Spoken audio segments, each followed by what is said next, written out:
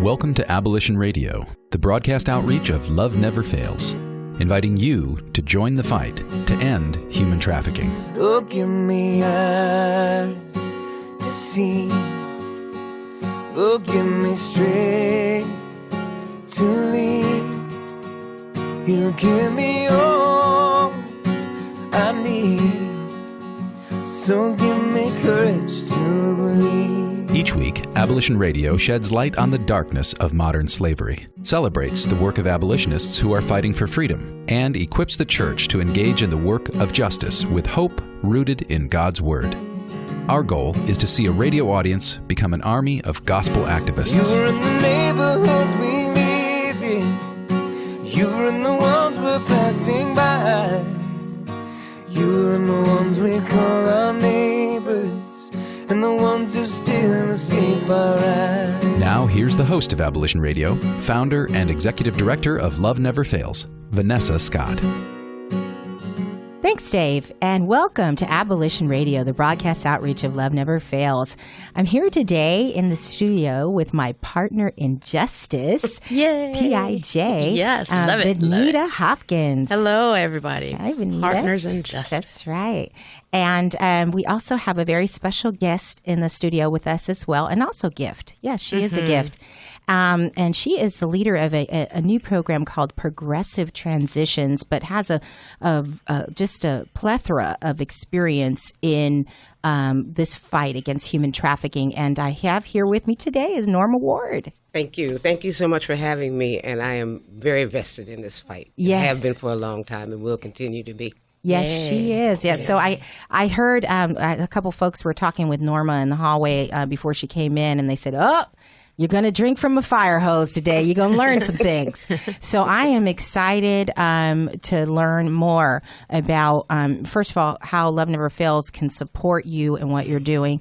I want to kind of talk a little bit about what you're doing today, but also what you've been doing and sort of what has shaped your fight in this issue of human trafficking and modern day slavery. And so maybe you could start us off by just sharing a little bit of your history and what is it that makes you passionate about this fight against trafficking? I think what started me off was working in domestic violence and working in drug treatment. I started to see a gap in services. I tried to piece together the recidivism rate. I saw women coming in. And as I started talking to them, I would go, well, you're not really here for drug treatment. Why are you really here? A lot of times they were there to escape a violent situation. So through that, I started to put things together and say, okay, what is the root cause? What keeps you in it? Right. So my first start at this was domestic violence. We were working on that. I met a woman from Arizona, and we felt that there was a huge piece, just a black hole. People kept just pouring sand in it, but there was never a bottom to it. Yeah. So we started working a lot around domestic violence with individuals, families. Then we started looking at restraining orders and modification and termination. People started coming to us for that. But then as I looked at that, I started looking at the age breakout and what was happening with them. Along with the restraining order, there was sexual assault. There was sexual exploitation. There were issues with their children. So as we dug more and delved into the individual person that was there, they started to shed layers about what was going on. So I felt that there has to be something else that's happening. So I went to work for Planned Parenthood Golden Gate, and it was about holistic health care. And, people just coming in for repeat abortions, repeat STDs over and over and over again. I'm saying, why is that? What's going on? So I started saying, we've got to have something else going on. So at that time, the CEO, Diane Harrison, said, we need another extension of the clinic. We need to have a women's program where women can come and not only look at their physical health, but their emotional, their spiritual, and their psychological health. So we first opened up Women First through Planned Parenthood Golden Gate. It was one of the only clinics, only affiliate that had case management attached to that. So throughout that, I started to see the girls at the charter schools, and they'd been out all night on the street, coming into school, sleeping every day, coming to the clinic, unkept and everything. So that kind of speared my interest. It took time for me to actually delve in to the human trafficking part and the sexual exploitation part, but I knew there was something was going on. Yeah. So as time went on, Planned Parenthood went its way, and I started working with Missy. And NOLA brought me on as a trainer. So I would go out to the community and I would train various facets of people. But I found out that a lot of these people that I was training had children that were involved or were taking care of foster children and couldn't understand why this girl would not stay, would jump out of a window, Right. would just do things to get back on the track, get back where these people were. So as I started to delve in deeper and deeper, I said, okay, there's something missing. These girls are 17, 18, 19, but after 18, there was nothing left for them to do. There were no more services. Right.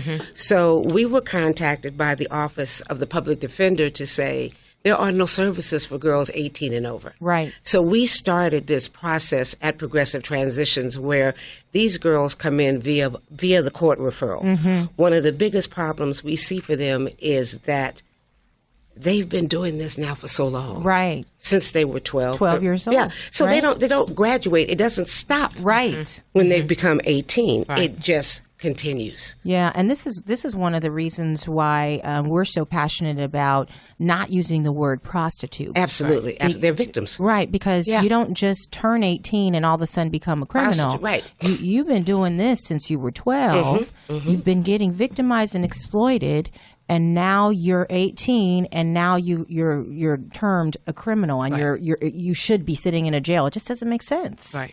Especially when you have a history of having been exploited, having been taken in, perhaps held, right? Because we're not supposed to be arresting minors, although we still are. Right. Maybe you've just been held, but that's got to be documented. I love that you're using data, right? You're digging into the data. We're digging into the data because I'm looking at the fact that, okay, you've been in a group home.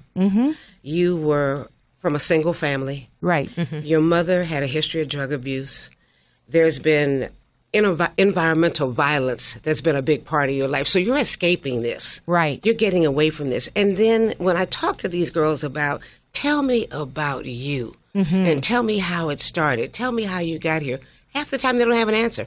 They really don't know. A lot of them tell me, I don't have a pimp. Right. I'm out here by myself. I have someone that watches over for me. me. Yeah. Or my man. Yeah, or my whatever. man. Yeah.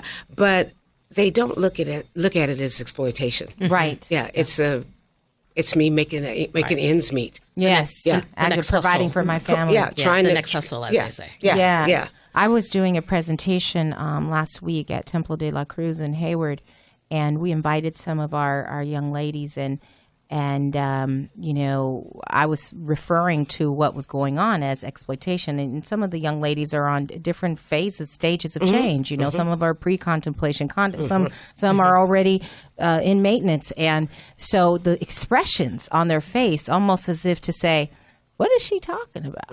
As I was discussing some of the things that people might be thinking and doing, and others nodding their head saying, yep, I know what she's talking about. And so it's really where are they at, right?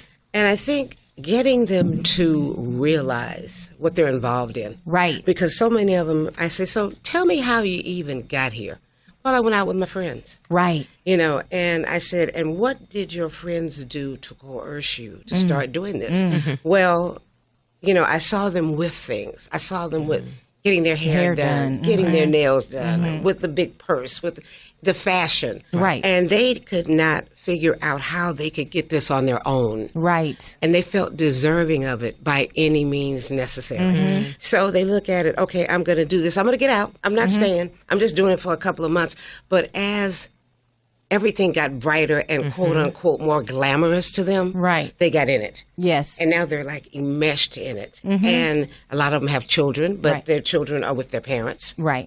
So when I talk to them and sometimes say, tell me a little bit about you, they can't tell me about them because they don't know anything about themselves. Right. They don't even know how they feel. They don't know how they feel. They're an object. Right. They become an object. Yes. So I try to let them know that you are a whole person and there's a lot to you. Yeah. So we dig into that Yeah. and a lot of psychosocial issues that take place with them. But we go back to the family of origin, because that's where this all started. Yes. Right. Yeah. That's right. That's where somewhere there was a disconnect. So we work on that, and it brings a lot of tears, brings a lot of pain, but I'm about healing Yes. Through and that. working through that at your pace. Right. Yeah, when you're ready At your to pace stop. when you're Yeah. ready to stop. Yeah. So we're going to dig a little bit more into, some of the things that Norma is doing specifically when the court refers folks to her. And are you working with minors, adults? We work with 18 and over. 18 and over. So and mostly women, or Mostly women we're getting some now from probation, but we mostly get them out of Department 104 okay. at 600 Wiley Manuel out of the courthouse. Okay, so when we come back, I want to hear from Norma. What are we doing with the women, young women that are being referred to your program? So we'll be right back with another session of Abolition Radio. We'll be back with more Abolition Radio right after these messages.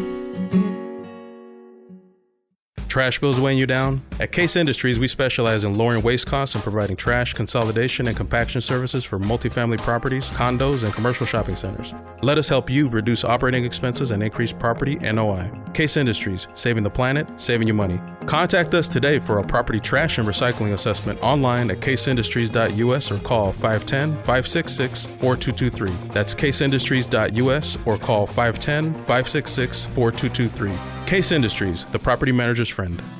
Hi, I'm Sandra Herrera, CEO of Case Industries. I've found that many employers are looking for ways to help the community but don't know how. I encourage you to consider supporting Abolition Radio as a corporate sponsor.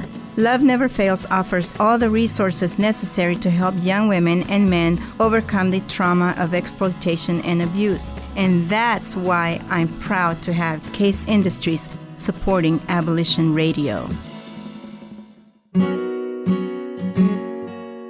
Welcome back to Abolition Radio, where you are invited to join the fight against human trafficking. And welcome back to Abolition Radio, the broadcast outreach of Love Never Fails. So we were just sitting here, Norma and I, we're on a roll here. We're on a roll. Dun, dun, Changing the world. That's it. Today. That's it. So I'm looking at your brochure, and your website is progressivetransitions.org. And here you are a 501c3, and you're partnered up with the Healing Root. Is that correct? The Healing Root is what I named this particular facet of our program. Because I felt like our slogan is healing is progressive, because it's not done in one day. It's done over a period of time. Yes. But when we started looking at working with these young ladies, I felt like we needed to have a name for it. So I love that. Yeah, so we said we got to get to the root, and we've got to try to heal. So it's a subsidiary that's already encompassed in our program. Oh, that's nice. And we have one of our pictures that we have is a tree. Yes. And we show all of the different facets of life that are connected. And the root at the bottom really is domestic violence. Because we can't get away from that, because it plays such an important role in their daily lives. It's an accepted form of behavior for them. They come to look for it. And if they don't get it, sometimes they're like, what's going on? They don't make the connection that this is the power and control is still incorporated in what they're doing. Right. Yeah. So on that point, right? So one of the things that I've been noticing as we become more aware of this problem is that I see a lot of clumping human trafficking and domestic violence in together in the same sort of category bucket. Yes, because the Stockholm syndrome, I think, is quite, trauma bonding is quite, similar. But at the same time, for me, I feel like there's some unique aspects of being sold. The whole notion that you can view yourself as a product is not one that you're still objectified. I think in a domestic violence situation, there's a lot of power and control, that whole dynamic, that cycle. But it seems like the extent of the abuse can be much more horrific, more, and I say consistently horrific, and then the sleeping with the many people and the exchange of money for that. Tell me what you think about. Is it the same thing, domestic violence and human trafficking? No, to me it's not. I agree with you. I think that you have a better opportunity to leave a domestic violence situation than you do if you are being prostituted, if you have a pimp. You just can't walk away. Well, number one, there's not a lot of places for you to go. Right. But number two, I think that when you're in a domestic violence relationship, you are able to go away for a minute, walk away, go talk to somebody, go sit and say, everybody's not in this. You start to look at the fact that it only involves maybe you and one person. Right. Whereas with the prostitution or the human trafficking, yeah. it's a lot, and the exploitation, it's a lot of different people. One thing I don't like to do, for example, is clump the commercial sexual exploitation of children, the sexually exploited minors, and the girls who are 18 all together. I think those are three separate facets. Yeah. They all involve money, but I don't ever see the CSEC. I've never seen them. The sexually exploited minors go on to become the girls that are prostituted. Right. So there is a connection, but then the domestic violence to me is just another piece of that.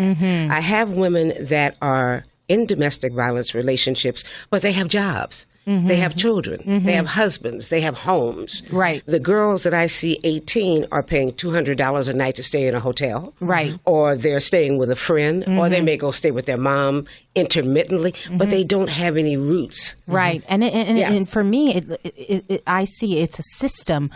For example, I one of the situations that we've come across was a young lady whose exploiter was arrested. But what happened was it was a family business. Absolutely. And his brother took over, and his brother put her out so that she could put money on his brother's books. And so she was being exploited from the jail with the brother helping, and even their sisters and mothers that are getting involved and making sure that these girls can't get away. Versus, and I guess, if I stretch a little bit on a domestic violence situation, if everybody in a family is, let's say, struggling with some sort of drug addiction or alcoholism, then you might have family members pressuring a woman to stay in a relationship, in an abusive relationship. So there's some parallels, but there's just something about being sold that, to me, it increases the level of trauma that person experiences, and I just see a lot more clinical issues coming out of that. There are, because back to what you were saying, to piggyback on that, I have some young ladies that have come in, and I've worked with young men, first of all, in reentry, coming out of jail, that were involved in this, and they have told me that they were actually not the pimp. Their mother was the pimp. They got the girl pregnant. Her mother said, I want you to bring her here. I'm going to be the mother that she never had. After she delivers the baby, they put her out on the street. Right. A lot of girls that I also see, and I like to call them women, have a lot of undiagnosed mental health issues that have never, ever been addressed before the abuse started. Yep. Right. They were bipolar, they had depression, they had anxiety. Some of them have real severe learning disorders. Developmental disorders. I have one that's 22, and she has the mind of a 13-year-old. She gravitates not only toward men, but she gravitates toward women in our support group, and I'll say, well, I need to come stay with you. Or she gets all enmeshed and involved in their family because of the dysfunctionality that's in our own family. Yes. So I think that what we try to look at is sitting down. When we do our assessment, we ask a lot of questions about your family of origin. Have you ever been in treatment? Are you on any medication? And a lot of them have never been on medication. Right. They've never been treated. A lot of them say, well, I was taking the medication. I didn't like the way it made me feel, so I stopped taking it. So I explained the process to them of when you take medication, you start at one dose. And you're back to your doctor saying, you know what, I'm out of sorts, I'm out of whack. They dose you down. They give you something else to go along with it. So I have some girls that say, okay, you know what, I'll try it. I'll try it. But what it's going to do is it's going to give you a chance to settle, open up, look, feel, because they self-medicate in a lot of different ways. Yes. And a lot of them can be very violent because they have to learn how to defend themselves, not only on the street, but they were defending themselves at home from their uncles, their brothers, all of that. Yeah, exactly. So, that's where the family violence dynamic comes in. Right. I refer them to go to therapy, but to get, and they're like, well, we don't do therapy. But when they are ready to make a change in their life that is whole. I try to get them to look at the need for a wellness exam. Let's go in and talk to a therapist. I'll go with you. Right. You know, I can't think, I can't concentrate, I can't be in a classroom with people. I want to get my GED, but I can't go back to school. There is like, okay, what do we need to do to balance you out? You know, it's because one girl told me, I'll do it at home, or can you do my GED study with me? Yes. Just you and I. Yeah. Because when I'm in a room full of people, I get anxious. I get overwhelmed. Yeah. So then I start to talk to them about, okay, there's a name for that. Exactly. Yeah, and then I find that one of the biggest disorders they have is detachment and attachment. They are not close to anybody. They don't even see people. And that's what keeps them able to do what they're doing. Right. Because they look at a person and it's like dollar signs. Right. Because they've been objectified. So Right. why wouldn't they view? Yeah. Even if there's violence in the exchange, there's no feeling. Right. There's no connection. Right. Yeah, and when those emotions start waking up, my Yeah, God, that's scary. Oh my God, That's scary. That's when I have the box of Kleenex and they bend over the garbage can and they cry for 10 or 15 minutes. And I'm just sitting in silence, letting them process. Yes. Yeah, what they're feeling. Yeah. So this is great. So we're actually going to come back and we're going to talk a little bit. We're going to do a little bit of on-the-fly collaboration here to see how Love Never Fails and progressive transitions can work together. This is something that Norma brought up just before the break, and so we'd love to draw you in if maybe there's something that you as a listener feel like you can contribute to a collaboration here. We'd love to hear from you. And as always, just want to remind you that we are available online at abolitionradio.org. And you can like our page, Abolition Radio. And we'll be right back with another session of Abolition Radio. We'll be back with more Abolition Radio right after these messages from our sponsors. Hi, this is Vanessa Scott with Abolition Radio, where every week we invite you to join the fight to bring an end to human trafficking. Abolition Radio is the broadcast outreach of Love Never Fails, our nonprofit, which is dedicated to the rehabilitation, education, and protection of youth involved or at risk of becoming involved in domestic sex trafficking. Our goal with Abolition Radio is to eradicate human trafficking in all forms, sex trafficking and labor trafficking locally and globally. We are excited to bring this program to KFAX as we will share stories of hope and opportunities to mobilize the body of Christ and turn this audience into an army of gospel activists who will speak up for justice and act on behalf of those who are trapped or recovering from slavery. Find us on Facebook at Abolition Radio or on the web at abolitionradio.org and join me each Saturday at 3 p.m. for an exciting episode of Abolition Radio right here on AM 1100 KFAX. Welcome back to Abolition Radio, where you are invited to join the fight against human trafficking. And welcome back to Abolition Radio, the broadcast outreach of Love Never Fails. So you were mentioning that. How long has it been since you've been receiving referrals from the public defender? This started probably in February or March of last year. Progressive Transition's inception and development was in 2009, but I was approached by the public defender's office based on hearing about what we were doing with domestic violence. So she asked me, could you work with the girls that are 18 and over? She said, I don't want to keep sending them to jail. Right. So good. I'm saying, well, what would you like for us to do? She said, can you develop a program? So we came together and started talking about what the need is. And so we looked at the need around, like I said, the individual counseling. Now the mothers are coming in, so we're pulling the families in around doing an assessment with them to find out who they are, what they need. We refer them to primary care if they haven't had any primary care. We refer them to a clinic. We talk to them about the need to get a wellness exam. We go through their medical history with them to see if there has been any hypertension, high blood pressure, diabetes, things that are getting treated out here in the street. So we started saying, okay, what's one of the biggest things that they would like? So when we screen the girls and talk to them, they really enjoy the group process. So now we do this group every first and fourth Saturday. And it started out with about 3 girls, and now we have about 15 to 20. Wow. We have one that is taken on, as she calls herself, my assistant, where she calls everybody to make sure they're coming to the group. Oh, follow-up. And Yay. now some of the girls that come bring their friends with them who are not caught up with the system. They're not caught up with the system. They're coming on their own. They say, even though they're out there trafficking or prostituting, but they say, you need to come with me to this group. So we get in this group and we really talk about, everybody talks about the commonality, but about the difference. Right. And we have girls that maybe caught a case 3 years ago, and now it's caught up with them, and they need to do the group.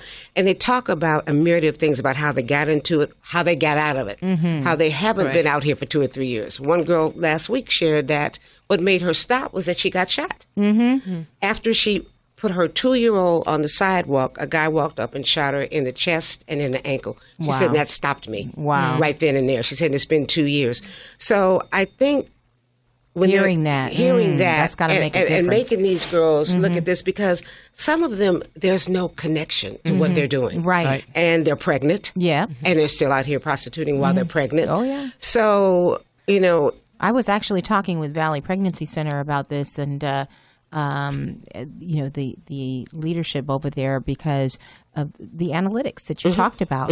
When you do a study on the number of abortions that someone who is being exploited actually has, I mean, there should be more of a coming together between these pregnancy centers, like a Planned Parenthood, for example, and organizations such as ours, because there is that crossover that is just like the pink elephant in the room, where you want to do prevention. This is a key place that we should be doing this prevention, and it's through case management, and it's through assessments, and, you know, providing them an access to medicine, to birth control, to, you know, I mean, it's really that simple, but we're just overlooking it. And I think that was one of the things, me having a social work background, when I went into Planned Parenthood, my staff would say, you need to look at this chart.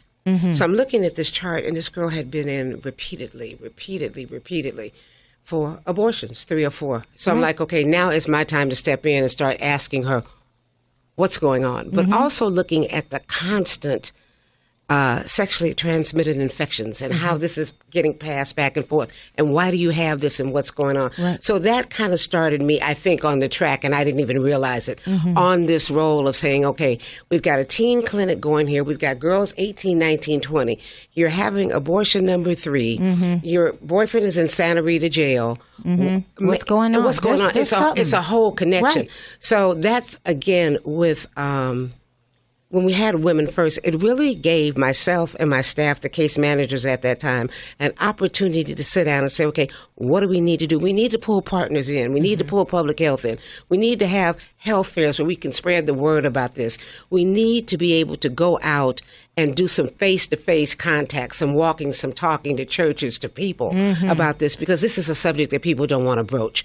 But it's happening in your home, in your church. So now I'm starting to speak more on it in churches. And now people are saying, you know what, I get a call like, you know, I have somebody I want you to see. Yeah. And when I meet them, the main thing I do is meet them where they are. Right. But I let them know I'm not here to judge you. I'm here to move you forward and get you to see the potential that you have as a human being first, but also to look at the pain and suffering that you've been through. Right. Let's address that. Let's not, because if you don't, you're going to keep going back. Yes. Yeah.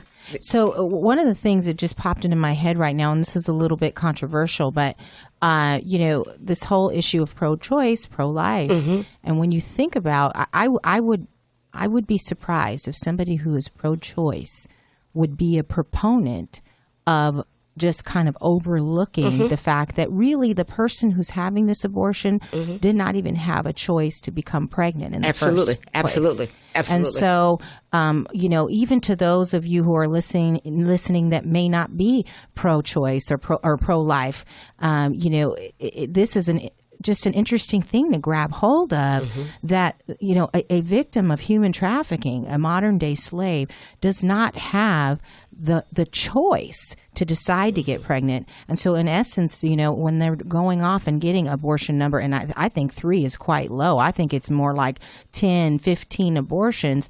You know, that's 10 or 15 children that we could have done something to prevent that from happening and help that mom to not have to, you know, be forced to become pregnant. And on that note, one thing that really troubles me about that whole dynamic is our laws have changed such that moms cannot receive public assistance for the first 6 months of their pregnancy now. Really, when you think about that, you can't get any CalFresh. You can't get you can get food stamps. I'm sorry, you can't get CalWorks. You can get CalFresh, but just think about that for a moment. I've been forced to be. I've been sold. I've been made pregnant by a man who only God knows who he is, some buyer out there, and I may be beaten. I may be bruised by my exploiter who's trying to get this baby out of me.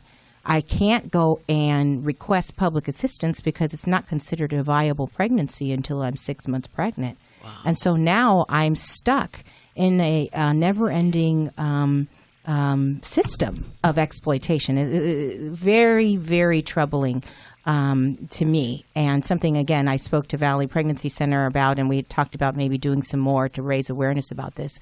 Thoughts on that, Norma? I think one of the things that I was just thinking is I don't actually know how many of these girls actually have been pregnant unless they disclose that.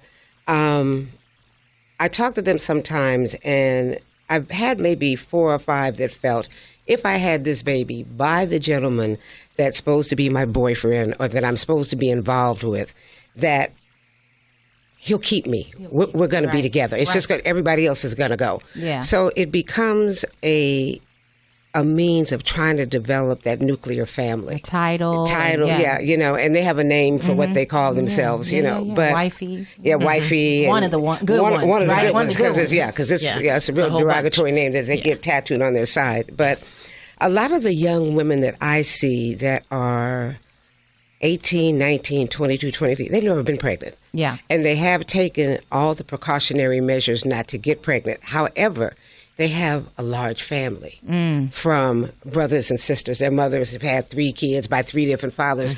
And I don't know, my father and this man beat up my mother. So it's all these different things that make them flee. Right. They're like, this is why I got away. Yes. They're very close to their mother. They don't have a good relationship with her, but they have a closeness in the fact that I respect her. Yep. We talk about, does she know what you're doing? She says, maybe. Maybe not. I don't know. But I think one of the things around the pregnancy is they're getting a little more astute, the ones that I see, because they're starting to want to do more with their life. Right. And I think that comes from our program sitting down and talking to them and delving into all the things that they can do. Yes. And how we can assist them in getting their GED, where they can go. Right. And a lot of them want to stay in the lifestyle. A lot of them don't want to get out. So we'll be right back. I'm hanging on the edge here. I want to hear some more, Norma, but we're gonna take a little break and we'll come right back with another session of Abolition Radio. Thanks.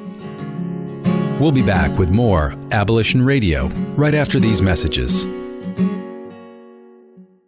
This is Pastor Gary from Faith Fellowship in San Leandro. We are so excited about the launch of Abolition Radio every Saturday. And we have seen Love Never Fails under Vanessa Scott grow right here in San Leandro out of our church at Faith Fellowship. And now her ministry, God gave her a passion to get young people out of the sex trafficking and sex slave industry. And she has been doing a phenomenal job. Not only is it locally, but now it's going globally. In fact, I prophesied to her that God was going to use her to go nationwide, and that's exactly what's been happening. She is a woman with a vision, with a direction, and a passion to see these young people come out of this kind of arena. And to God be the glory. Join with her every Saturday on Abolition Radio to hear what she has to say and then become a part of what she's doing. AbolitionRadio.org. Love never fails. Welcome back to Abolition Radio, where you are invited to join the fight against human trafficking. And welcome back to Abolition Radio, the broadcast outreach of Love Never Fails. So we were just chatting here about this concept of a blueprint and sort of starting again and kind of going back and understanding where we've been. And then, so just tell us a little bit about what you're doing there with women you're working with. I think the analogy that I came up with, the blueprint, is my colleague and I were talking, and we compare our lives to the structure, the scale. We're all on a scale. You got to have balance. So what I feel is that when I try to explain to girls, we try to get them to develop a new blueprint of their life. And what I give them is a picture of a house, for example. And I talk about if it's not built on the same level, when the earthquake comes, it's going to tilt. Oh, this is good. I said, so I'm the excited now. blueprint is when somebody draws a blueprint, they're sketching it out in diameter, parameter, evenness, so that there's no room for failure. There are no cracks. That's good. You know, and if it is a crack, it's a hairline crack that we can fix. What our girls have is a fracture. Right. You know, they have their structure. An earthquake. Their structure is split so that the foundation now needs to be redone. The cement needs to be poured again, dried again. The whole thing needs to be rebuilt. They need to be rebuilt. Yes. So we focus our stuff around. When I tell them, I said, what is a blueprint? So I have this skeleton, you know, on the wall with the circle. I said, that's the blueprint. That's your body, all your organs that connect, how your liver works with your spleen, how everything works in conjunction with everything else. And if one of your parts goes out, that's when you get sick. Right. And that's when you fall apart. I said, so what I'm here to do is to look at your blueprint and try to fix the hairline fractures. Because if you've been out here just a short amount of time, you got a hairline fracture. I want to get to you before it's a volcano and you fall in it. Right. Now, I do see some volcanoes, and it's like the tornadoes and the hurricanes and the cycle. And they're spinning around like a tumbleweed, and they don't know where to go, how to stop. And when they stop, it's a lot of fear. Right. So how do we collectively erase that fear? If they know that if they come see me at Progressive Transitions and they come see you and you and I are talking to each other about them, but we're not talking to the police about them. We're talking about how we can get you some help. To get an extreme makeover. A makeover. But they got to believe in it. Yes. That's right. Yeah, and so that's where the blueprint comes in. Yeah. So Norma, we were chuckling because I don't know if you know this, but we're in the schools doing prevention. We do abuse and sex trafficking awareness education in the schools, middle and high school, and elementary school. And actually, Bonita designed the emotional and abuse and neglect module, and she based it all on. So Bonita, tell you, You just preached my whole emotional abuse. Well, let me the whole thing. I'll do some of those with you. Yes. Yeah. So Love it. she has them, you know, she brings in this blank sheet of paper, and then they pour water on it and dye on it and they rip it, and then they say, this is what the storm has done. This is what life has done to the structure, right? To their masterpiece that they drew. Their dream house that they drew. Right. And so when I give them that assignment the week before, they have no idea that I'm going to have them make the storm happen to their dream house. But I use that analogy, like you just said, to show things happen. You know, life happens. It's not always pretty, but that storm will come. But I work for the storm. Right. And I think also, you know, I try to get them to look at the storm, and I try to let them know there's peace in the midst of the storm. Yes. So that finding some self-peace. I have one girl, for example, she just comes to my office and sits. And I'm like, okay, you know, she says, what do you need me to do? But I found out by her sitting that she's a writer. So she sits and she reads to me her stories. That's so nice. And right in the middle of a story, it will stop. I'm like, no. There's more to this. Yes. There's more to this. You're writing about, not about you, but about the pseudo you. So she sits and she'll sit there. She says, okay, can I help you do anything? What can I help you do? So one day she was sitting there and I'm like clicking on my computer and I'm like, the internet is down. She says, let me see your computer. The internet wasn't down. She went in, she hit some buttons, she did some maneuvering and brought it right back up. She said, you know, I do computers. Oh, I'm like, really? I said, well, you know what? I said, your life is like a computer. right. I said, all of your gigahertz and gigabytes that I really don't understand. I said, that's all part of who you are. You know, I said, and when I look at it, I was doing something with them week before last. I said, what's happening with your hard drives? You know, and they're like, huh? I said, you know, it's like your mechanism. Your mechanism. Yeah. What are you putting in? What information are you storing? But it's so interesting when they sit around and know each other in the group. Oh, I met you when you were in jail. I remember I saw you in jail. And I said, so what's the commonality? Yeah. Is a commonality jail? Right. Is a commonality that we're women, because it's all different nationalities that I see. Yeah. I said, so what's the commonality that we have? Is it that you want this? Yeah. Or do you want to be a catalyst for somebody else to get out of it? Or do you want to talk to somebody about the pitfalls that you've been in? So when we're doing the group, I start the group, but I walk out of the room. And they are having a huge, serious dialogue about it. But it all comes back to also the fear. Yeah. And the inadequacy that they feel about themselves. And so what I try to do is engage them in the work that I'm doing. So if I have to do a tabling event, they come and I want them to come and volunteer. Yeah, and so I gave you a brochure, and in our brochure, in our first page, is a list of young people that are actually our learning advocates, and we literally, what I find, there's really not much.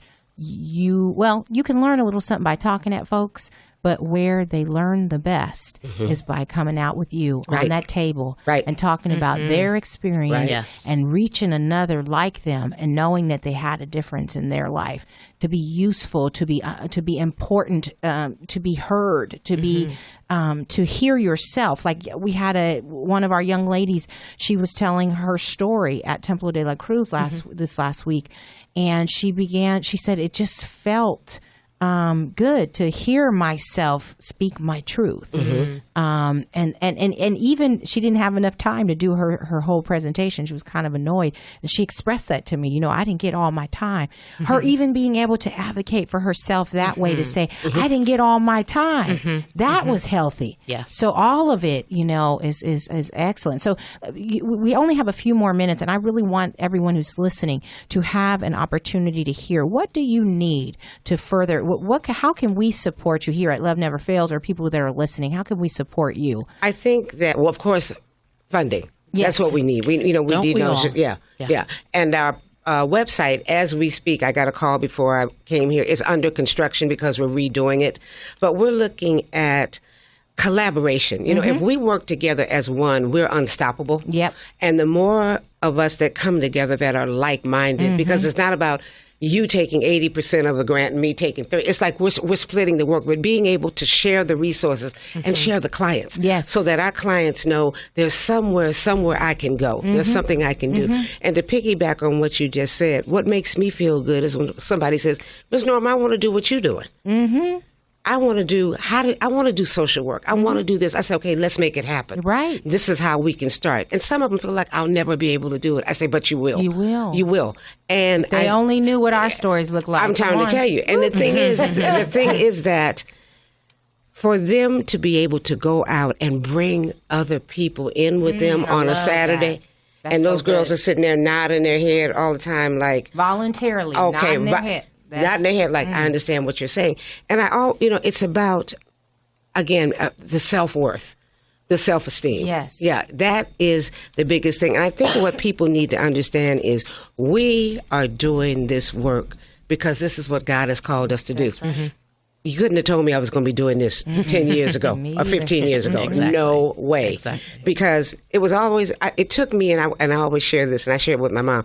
I just put up my 1997 W-2 statement, 1998, because I looked at it, I'm like, oh boy.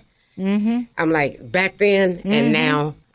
But it's not even about that anymore. It's about the fact that somebody can call me, and they do the same thing with me. They call me, we were supposed to have group last week.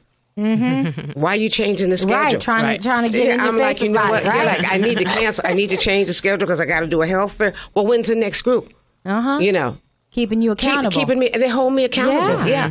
Or they get there and I'm at another place and they're like, well, I'm here for my appointment with you. I'm like, well, okay, I'm on my way. Yes. Well, I'm going to stay here till you get here. And sometimes I try to say, can we just reschedule it for another day? No. So it's about, but then they, I hug each one of them when they walk out. Yeah. Whether they hug me or not. I hug them and say, listen, I want to see you again. I'll see you next week. That's if right. you can't come, I'm going to still be here.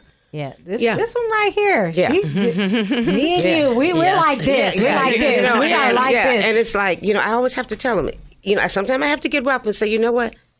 It's not about me. It's about you. Right. And if you don't want to do this right now, and you want to go back out there and you want to come back in 90 days, I'm still going to be right here. Right. I'm still going to be at ready. the Family Justice Center when you're ready. Right. If you don't want to do it in a group, we do it. I met you on 25th and San Pablo, where I know the area. Right.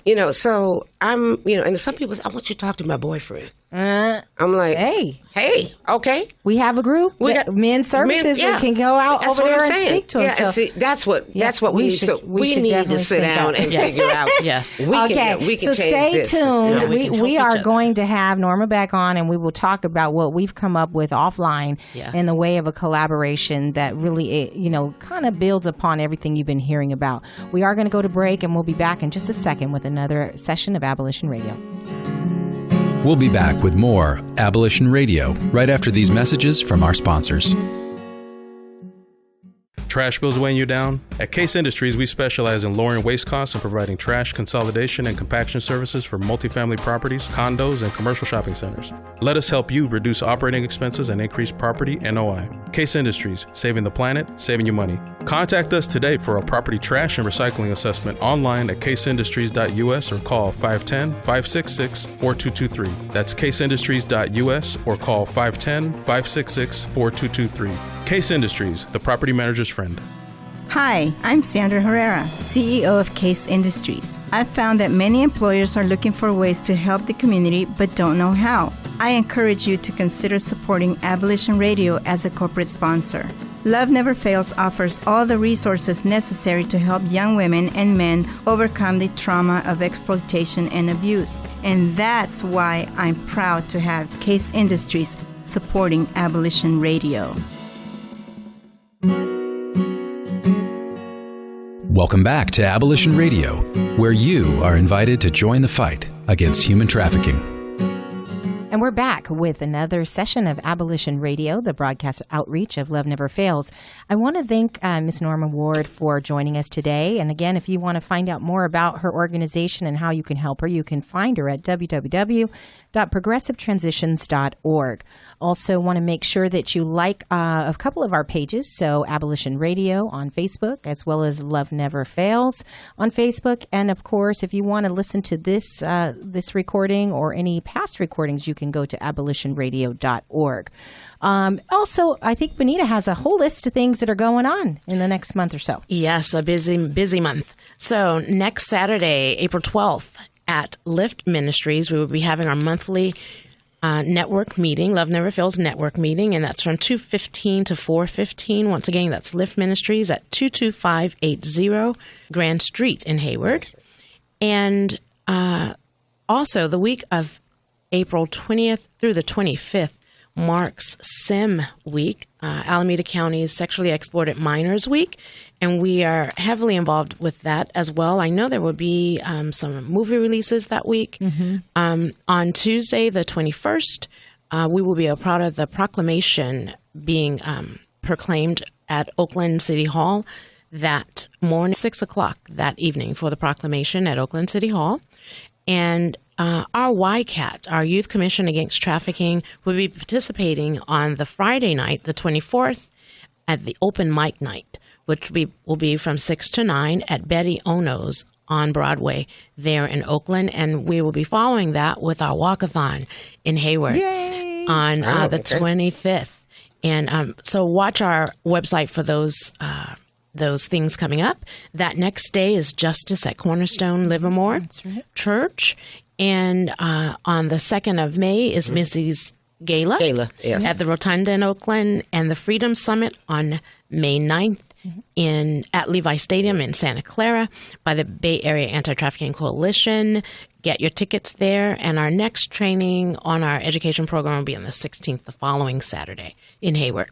In Hayward, and the address will be on our website as yes. well. Okay, and then I think the third Saturday of the month, we also don't want to forget our outreach. So yes. we are doing a day outreach, which we do every third Saturday from 11 to 2 p.m. At Lift Ministries. It's in partnership with One Brick at a Time, Lift Initiative, and Love Never Fails, and that is at 22580 Grand Street in Hayward, and that's what on day? the 18th. 18th of April. So come out for that. And if you have someone in need, come out and get some food, get some supplies, get some clothing. Partners Costco has been really blessing us tremendously there and allowing us to give to, I think, 70 families last month. Wow, yeah, that's great. So please come out for that. And then also that night, we're doing a street outreach in the South Bay. Right. And so please join us for the street outreach. We're going to be doing our training at Faith Fellowship, which is 577 Manor Boulevard in San Leandro from 6:30 to 9. And then we're going to go out to the South Bay and hit some of the tracks down there. Also, another piece that you want to pay attention to is if you can't go on the street outreach or you don't feel called to that, you could join Allen Temple Street Disciples for their Sister to Sister, which is on the third Saturday as well in the evening. Yeah. They typically serve anywhere between 75 and 100 women and children food. They do nails, they do hair, they clothing. Yeah. So you can drop off your clothing there or just come and be a blessing. Or come pray. And come pray. Yeah. So anything else going on in the community? I think that's it for the moment. Okay. Do you have anything, Norma? Not yet, but stay tuned because we're looking at possibly doing a vigil for women. Okay. And we want to do poetry slam, so you will definitely know that. And we'd want you to share what's going on up in our area, in the Berkeley, Oakland area. And like I said, we're in the throes of really now working so much with this population to get the word out about what we're doing and getting the community more involved. Great. And I think getting involved with you guys is going to be great. Me too. Yes. I'm excited. Yeah. Okay, so, and just, as you always know, if you've not listened to us before, maybe you haven't heard this before, we always want to end our show just making sure that you know that you are loved. Thanks for joining us this week on Abolition Radio. We trust that you've been inspired by these stories of hope and survival, and that you'll accept our challenge to get involved by contacting us at abolitionradio.org, by liking and sharing our page on Facebook, Facebook/Abolition Radio, or by making a contribution directly to Love Never Fails. Abolition Radio is the broadcast outreach of Love Never Fails, which is a donor-supported, nonprofit ministry that Vanessa founded as a way of directly impacting the lives of young people who are trapped in or at risk of becoming involved in sex trafficking. This broadcast needs your involvement and support. To find out more, simply go to abolitionradio.org and click on Love Never Fails. Today's program was brought to you in part by Case Industries and with major support from the staff and membership and donors at Faith Fellowship Church. Our theme song, Courage to Believe, is by Justin McRoberts. Hear more about his passion for justice and art at justinmcroberts.com. Our audio engineer is Jarrell Martin, and this is Dave Naderhood. On behalf of Vanessa, Benita, and the whole team at Love Never Fails, thanks for listening, and thanks even more for taking action to help set captives free. You're in the neighborhoods we live in. You're in the ones we're passing by. You're in the ones we call our neighbors, and the ones who still escape our eyes.